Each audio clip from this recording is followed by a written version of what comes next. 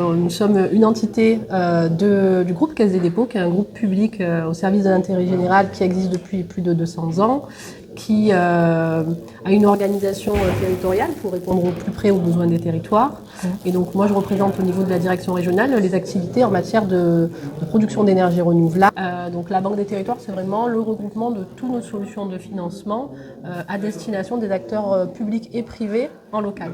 On finance depuis plusieurs années maintenant les énergies renouvelables, alors des filières plutôt matures comme le solaire et l'éolien, et depuis peu des filières un peu moins matures sur lesquelles on travaille. On accompagne les acteurs du développement dans le domaine par exemple de l'hydrogène bas carbone ou encore de l'éolien en mer flottant, qui était aussi un des sujets abordés ce matin.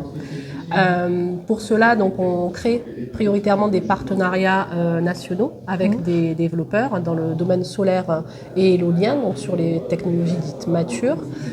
Et par exemple, on a un partenariat avec Tenergy qui est aussi présent aujourd'hui, un partenariat sur lequel on porte 1200 centrales éoliennes et solaires.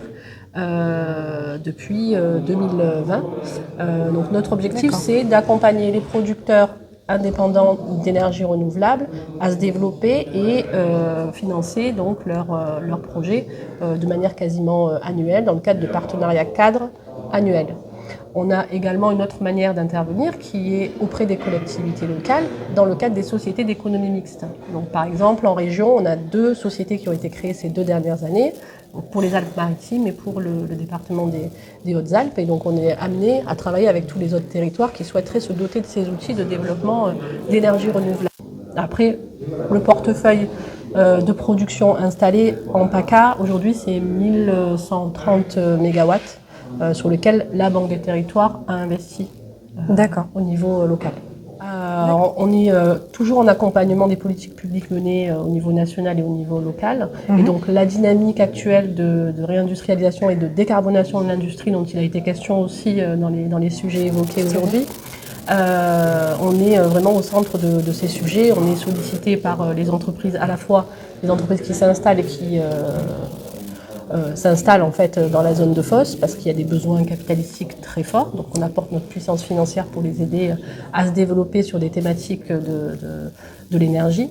Et puis également, depuis peu, mais c'est des sociétés qui sont déjà installées, les sociétés industrielles qui sont déjà industrie existante.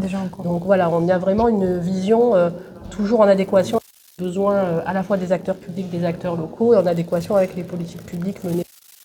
Notre savoir-faire en termes de montage juridique, montage et de connaissance de ces écosystèmes.